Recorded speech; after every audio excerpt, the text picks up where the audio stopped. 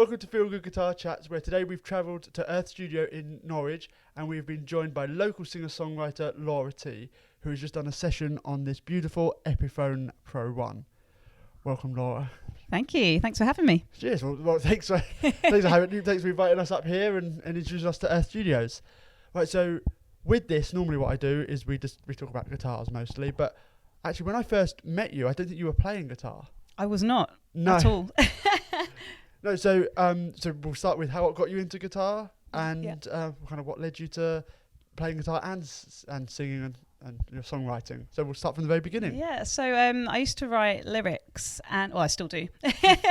So when I'm writing, I write my lyrics first, and I wanted to be able to support myself and sing them with some music. So rather than rely on another musician, I self-taught myself some chords. So I actually had an acoustic guitar. I'm not sure of the brand. And it was my uncle's guitar, who unfortunately passed many years ago.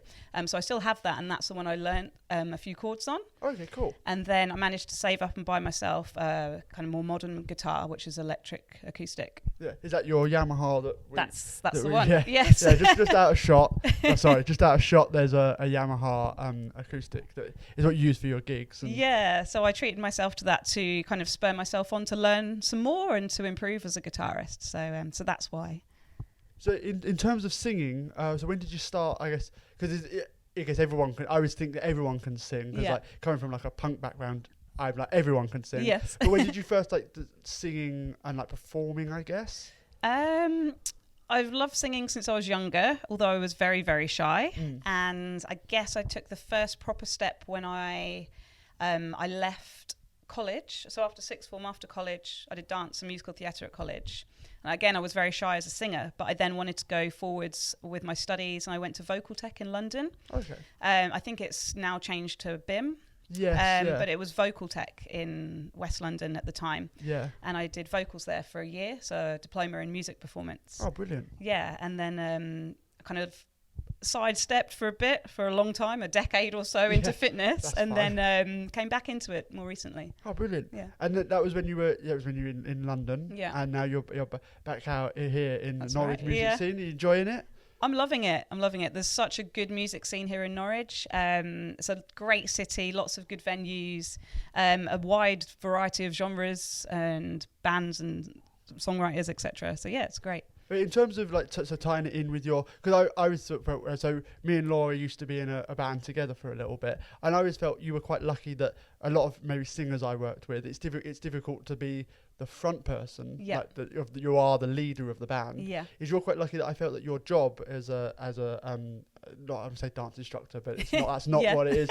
But you are up the front, and you are. Does that help? Do you think, especially in performing? Definitely. It helped to build my not only my confidence but the skills to lead. Sometimes there is still that element of shyness. Yeah. That's part of my personality. But I have learned to be more confident and to lead sessions and just take more control and things like that. So that must have been interesting, because for me, obviously, I played an instrument first, and then I kind of built up to being confident enough to sing in front of people. So it's the opposite. But I mean, how was it? How did you find? Obviously, you built up the confidence to sing in front of people, which is a huge. Anybody who's done that, anybody who has performed knows that just building up to get up in front of people is a. But you've done the singing first. So you had someone else playing. Now you've got to do both at the same time. Yeah. I guess I found it reasonably easy, I guess, adding the singing. So how was it? I've never experienced adding the instrument, I guess. So how have you found that now that you are kind of by yourself on the stage? You are the band, you're the singer. Okay, it was challenging at first. So I had, again, I didn't have the Yamaha just yet. And the first time I played, I went to an open mic, and I was really, really nervous. And the singing was fine. It was the playing that I found difficult because my fingers couldn't move quick enough. Yeah.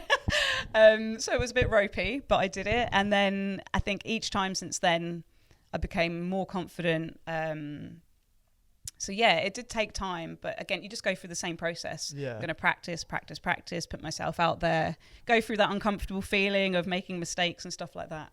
So you always perform now with the guitar, like pretty much? Not always. So I I have a few tracks under my belt, which I managed to, I asked the producer to take the vocals out so I can use them as backing tracks. Oh, brilliant, yes. So I do a bit of both. So sometimes I do like pub singing where I do covers and I throw in my originals with the backing tracks. Yeah. Or I might go and do a set with the guitar, which is a shorter set. So if you, in terms of the guitar, you've got your Yamaha. I guess what I normally do is we talk about what guitar. Have you got any like guitars you've seen where you're like, you might step up or have something a bit different, or are you happy with what you're and you're not? Yeah, I love the one that I've got. I've seen a few that I'm like, oh, that's nice, but I don't know that much about guitars, so I kind of choose them by how they look. Right. I always say, well, it's one of those things that I think a lot of people are nervous when they go into a guitar shop. They're like, oh, I picked the guitar on how I look. But I think it's a massive thing that the amount of people who bring a guitar back to it, like obviously we buy guitars. Yeah. And the amount of times we buy a guitar, it's covered in dust, and it's like, and the person's like, and it's actually in great condition. Yeah. And I go, oh, why are you selling it? They go, oh, I don't like it. Yeah. And it's funny, people buy, they get pushed into. I often see it with like teenagers. They get pushed into like, they're like, oh, I want this one, and it's the spiky black one. Yeah. Like, they go through their goth period, and they're like, and then it's actually like the parents like, no, get the sensible looking one. Yeah. But actually, then they don't play it. It sits down. So I think actually it's more important than a lot of people get put down for saying, well, like it's snobby guitar people are like, oh, you can't pick it. No, pick it by how it looks, otherwise you're not going to play it. It helps. It helps, especially if you're performing. Yes, definitely. But also I. Because I'm quite small, so really short. So I picked that one because it was a little bit smaller. But actually, I could have done with one that was even smaller, but that's fine. So yeah, I mean, it might be worth thinking. I mean, we haven't got any at the moment, but have you seen like parlor guitars? No. So parlor is like a very small guitar. So like they're normal length, but they've quite a lot. You see a lot of blues players playing them very small bodies, and they can be quite good because they're almost like travel guitars. So they're fantastic. But they are full size. And, I think that may be worth looking into. Definitely. So in terms of, I guess we do a bit of promotion here for you. Is that any gigs coming up, or like recording, or what you're doing in terms of your kind of music? So the next gig I've got coming up, I'm actually doing with backing tracks at HMV in White City. That's next weekend, so the end of June. Or mid-June, I should say. I'm working on some more tracks at the moment. I've got quite a few under my belt where I can probably release an EP. So I'm just working up to it, deciding which way I'm going to go. So yeah, just watch out for that, I guess. Oh, brilliant. We'll keep an eye out. I was going to say a massive thanks to Earth Studios for having us, and thank you for Laura for introducing us to Earth Studios. No problem. And thank you for doing this for us today. No problem. Thank you so much for having me. Thank you. Like, subscribe, all the things the young people do. Thank you for watching. Cheers. We're in Norwich, Sophie.